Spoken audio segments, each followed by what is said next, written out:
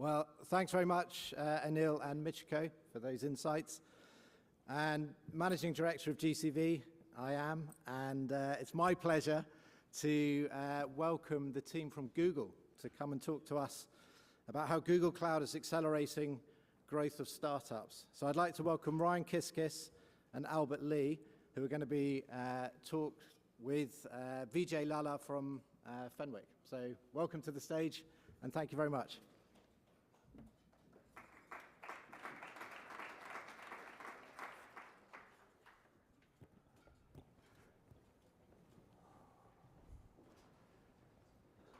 Actually, here, come a little closer.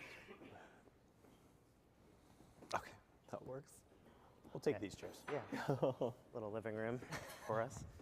Hi, everyone. Thanks for having us today, and thanks to GCV. I'm really excited to have this conversation with both Ryan and Albert today. Me talking a little bit about sort of the startup ecosystem within Google as well as corp dev. So different functions, but probably some interesting similar observations, hopefully. So we'll talk through that. But Ryan, maybe we could, just to introduce myself, my name is Vijay Lalla. I'm a partner at Fenwick in the technology transactions practice in New York. I lead a lot of our AI initiatives at Fenwick. I wouldn't say I lead the AI practice because that won't age well. But that's just a little bit about me, and looking forward to hearing more about each of your backgrounds and what you're up to. So starting with you, Ryan, obviously feel free to tell us a little bit about your journey to where you are today, but also in terms of the startup ecosystem at Google, tell us a little bit about how it's evolving and how you're supporting that ecosystem in various ways. Yeah, thanks, Vijay. My name is Ryan Kiskis. I lead our venture engagement team here at Google Cloud. So working with the VC community, probably actually a number of you and your firms in the audience today. Most of my career was actually around startups. I spent first half of my career at 4 different early stage companies, a bit of time at Bedrock, and then a number of years now, almost a decade at various hyperscale cloud platforms. So been living, breathing startups for my life, and it's been fantastic. I'm super privileged and excited to be, have the opportunity to be at Google Cloud now and do this work with the startup community. I think what we love to see, it's sort of first and foremost in terms of how best to support startups, are those that are able to look at, say, a cloud platform not just as a technology vendor, not just as a tool to use to fuel their growth, but how do you actually lean into that overall relationship? Every one of the hyperscale platforms are going to be backed by one of the leading technology companies in the world, and there's a diversity of overall services, products that startups can think about how to take advantage of, and figure out how they can leverage some of those other products and services, leverage that overall holistic relationship to accelerate their growth. Within the cloud space itself, we obviously be remiss not to mention our flagship program, the Google for Startups Cloud program, provides business, financial, technical support for startups along the way. And in particular, a lot of that is around, how can they accelerate their growth on the cloud platform initially, early on. So it's targeted at Series A startups. They get up to $100,000 in credits in their first year, really trying to offset all the costs associated with getting up and running and building. Now, AI, and I think we'll talk a little bit more about AI today, considering all of us are around it. That's an area where tends to be a lot of cost up front, a lot of training, a lot of testing, a lot of trying different infrastructures. And so we actually bumped that amount to $250,000 in credit for AI startups. So really trying to make sure that it's very easy and straightforward for them to get up and running and not be worrying as much about the costs up front. And they also get up to $100,000 in their second year, so a total of $350,000 in support.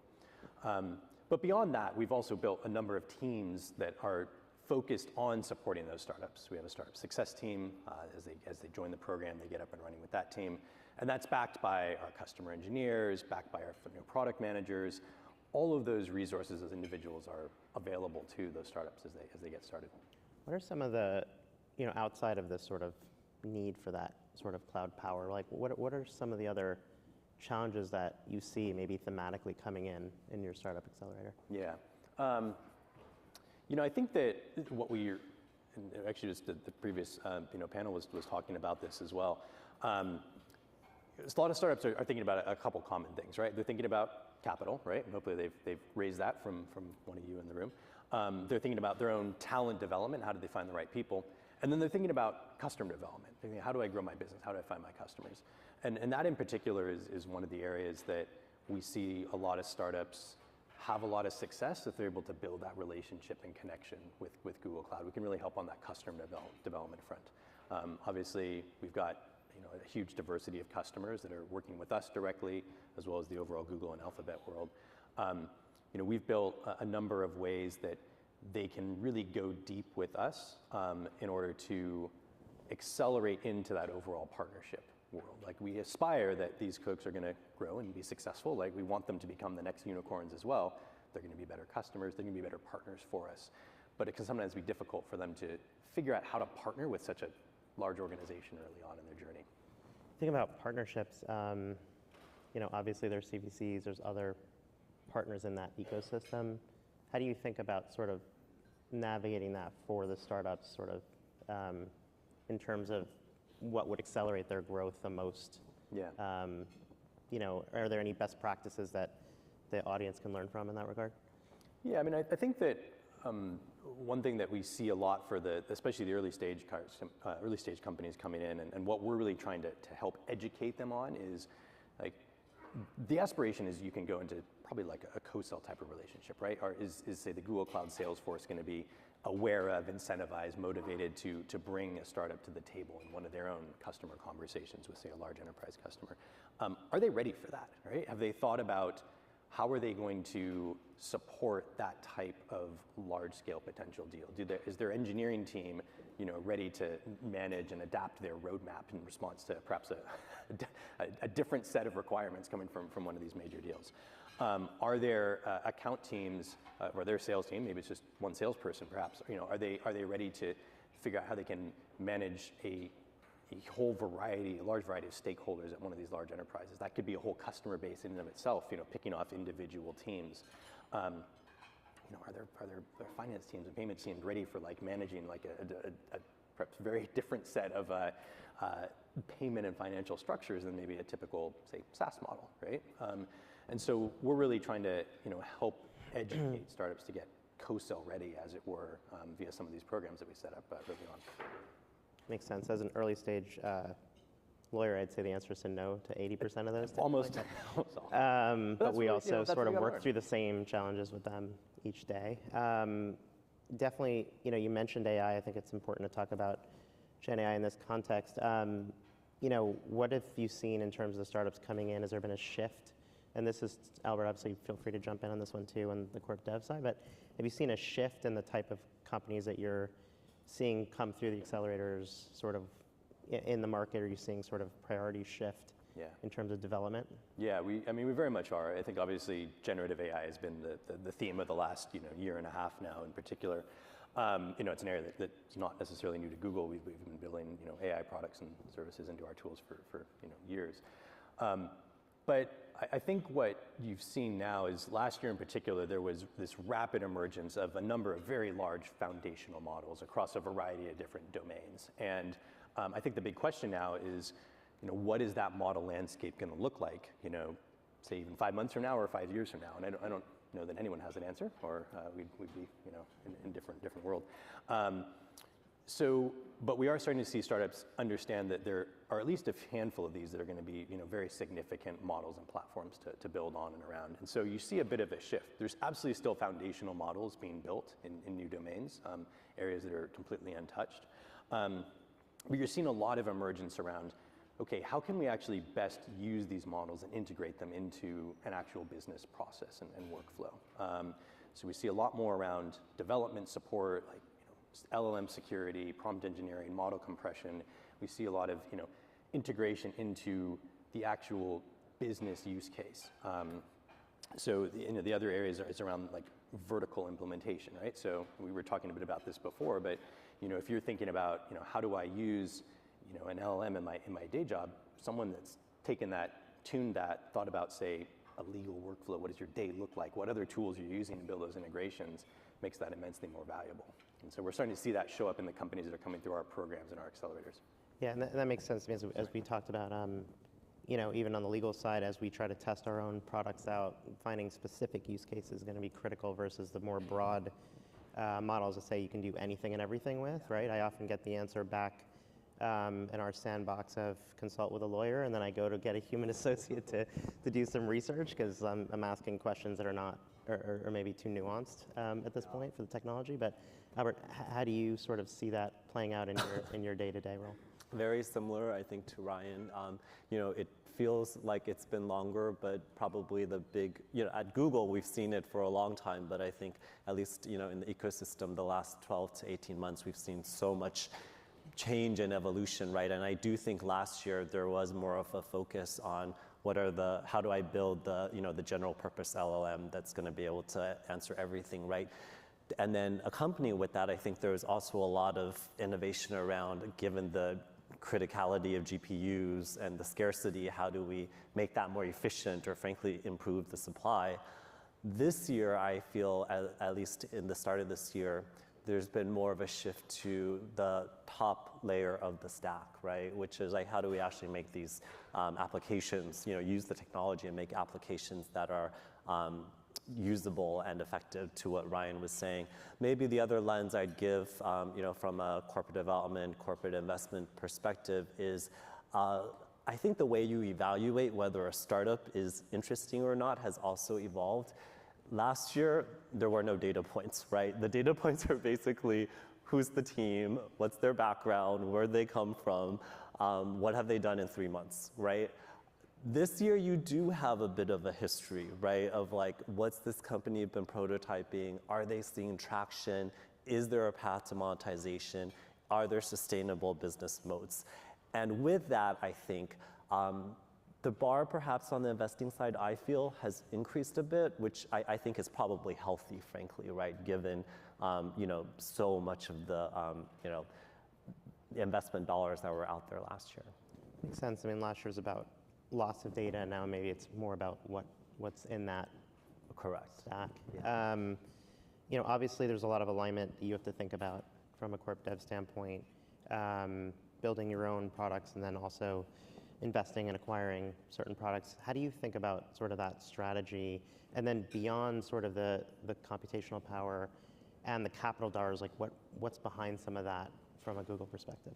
Yeah, so I guess I forgot to introduce myself. So I'm, sorry. no, it's on me. So I'm part of the corporate development team at Google, and what we do is we head up all the acquisitions as well as strategic investments for Google. And for myself, I head up our efforts with Google Cloud, so work a bunch with Ryan. We do strategic investments. We're an active strategic investor, and we don't announce everything, but you've probably seen we've announced quite a bunch over the years, though our bar for it is, of course, quite high. I'd say the reason we do strategic investments tend to fall into 3 broad categories. The first is trying to find greater commercial alignment, right? Think of these as startups or companies who we are building a great partnership with, maybe many of the flavors that Ryan mentioned earlier. And we think having alignment on the cap table could be important as we think about the long-term relationship. The second bucket I'd say we often invest against is the idea of scarcity value or access, in a particular startup. Think about companies that are doing things that are longer term, perhaps more of a bet, right, in the current time. But we think long run could have a lot of interesting impact, and we want to stay close to it, help to innovate it, right? And that's where we think investment dollars could make sense. And then the third bucket we often invest against is the idea of ecosystem development. And this is where we have a particular platform or framework or technology which we think the ecosystem would benefit from using more broadly. And we think there are partners, customers out there who could help to extend that in a more rapid basis. And so we think investment is a way potentially to accelerate it. That's great. And obviously there are a few different arms to the investment at Google. Can you walk through like some of that in terms of, are they aligned in strategy? Do they have different functions? Yeah, I'm glad you asked. This question gets asked quite a bit. And it can be confusing, I think, externally. But I sit in corporate development, and we are focused on strategic investments. So everything we do, again, needs to be driven by a business leader for a strategic purpose. Conversely, we have three investing arms in Alphabet, GV, capital G, as well as Gradient Ventures. They are investing for financial returns. They are just like any other independent investment firm out there, with the exception that their one LP providing their capital is Alphabet. So that's really the delineation. We obviously know each other, but we try to keep important separation and independence. And I think there's actually clear swim lanes in most cases, because whereas they are, again, focused on financial returns with clear thoughts around size of check, stage of company, sectors, we have much more flexibility in that, right? Because our ultimate goal is, can we accelerate a strategic priority? Makes sense. When you think about strategic priorities, is it, how do you reconcile that with some of the really intense development that we're seeing in the market, right? So for example, you may acquire something that's sort of very supportive of the cloud, but as we've heard yesterday, we're sort of moving into some potential device, some agent type product development. Do you kind of take that into account as you're thinking about sort of strategy, or how does that sort of work? Yeah, we truly are open to the types of parameters in which we would invest against. The primary parameter is it a strategic focus, and can we accelerate our goals? Google Cloud does a lot. Google does a lot. Frankly, Alphabet does even more, right? So we do a lot for Google Cloud, but we also have made investments against our devices efforts, right? We've made investments against some of our consumer efforts as well. So absolutely, we are very open to the areas that we consider. That's great. Can you talk about that a little bit in terms of build-buy partnerships? Like, how do you think about that on the startup side, in terms of when you're scaling a business and what their goals are? Yeah, I mean, I think fundamentally, when we're working with startups, our goal is to enable them to be massively independently successful, right? Like, we want them to be the next unicorns that go and grow. They're going to be the best customers in that way. If there are cases where we think there can be a good partnership, a good alignment, and that could be, very focused in particular around a product or a service that is very complementary to what's available on Google Cloud. It could be, as I mentioned, like we see a lot now on the emergence of some of these more vertically focused solutions. When we're going in and talking to our enterprise customers, is that a solution that's going to enable them to accelerate the usage, in particular around AI, which is the topic right now. That's what we're looking to see. Is there a good partnership angle for that particular startup? But you see, again, a huge variety of different specific implementations, specific ways those startups are being built. So if it's something where it could turn into a more strategic investment, obviously that's where we're talking to Albert and the corporate development team. But generally, we're, from our perspective on the ecosystem side, it's how do we most enable the majority of most of these companies to grow as quickly as possible. And then sort of one last question in terms of how you sort of think about synergies within Google. Lots of companies struggle with sort of different units doing different things. Sure. How do you think about collaboration in that context? Because from what I'm hearing in terms of startup and development, there really are a lot of synergies in terms of what you're trying to accomplish from a goal perspective. Yeah. So it'd be great to understand a little bit about how you think about that internally. I mean, I would argue that Google and Alphabet as a whole is probably one of the best platform partners you could have as a startup. If you're going to be thinking about customer development at some point, which you are, you're going to be talking to the ad side of the business. If you're doing anything around mobile, you're going to be talking to devices in the Play Store. If you're doing anything around media and content, you're talking to YouTube. I probably spend, maybe not half my time, but a significant portion of my time collaborating with the other product areas of Google to make sure we've got the relationships with. Some of them do have their own venture engagement teams and startup engagement teams. Sometimes you're talking directly to the product managers or the leaders there. But you got to spend that time understanding what their priorities are and how do we set up the right paths for a startup to best get in touch and working with those different product areas. So that's as much a part of the job as the rest of the work working directly with startups on the cloud side. Any thoughts on the investor side of that, or? No, I think very similar. I think what's interesting about our set of invested companies, right, is that it's very broad. You know, we have investments in multi-billion-dollar public companies to 10-person startups, right? And so the needs of each company and how we can help them is very different. So frankly, we haven't necessarily taken a one-size-fits-all approach. But I do think one of the biggest things we've been able to help with is, as really I think what Ryan's saying, navigating Google and Alphabet. You know, it is a big organization. Everyone seems to know someone at Google, but it may not be the right person you think you need to reach. And so that's what we've tried a large part to try to help with. The other thing we've tried to do, maybe more with our smaller startup investments, is to try to facilitate more conversations amongst them. On our M&A side, we really pride ourselves at Google around having a really strong acquired leaders community. And so similarly, we've tried to bring some of that flavor to our entrepreneurial community within the startups that we've invested in. And then I think we are more and more trying to see how can we take some of the best of Google, right? Whether it's, you know, security, trust and safety, you know, recruiting, whatever it is, and see how we can maybe package some of those up as learnings for our portfolio too. Great. I know we're at time, but I'm going to ask one last quick question. We've had a lot of 2-year, 5-year, 10-year predictions. Can we maybe get a little prediction of what you might be thinking about next year when we come back here? I mean, from my perspective, I think every startup and everyone's got to develop their own hypothesis on how that model landscape is going to evolve.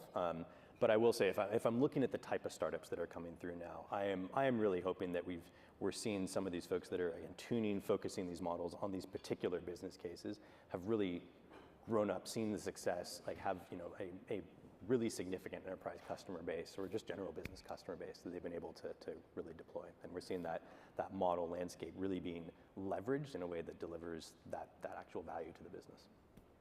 Any final thoughts before we have to go?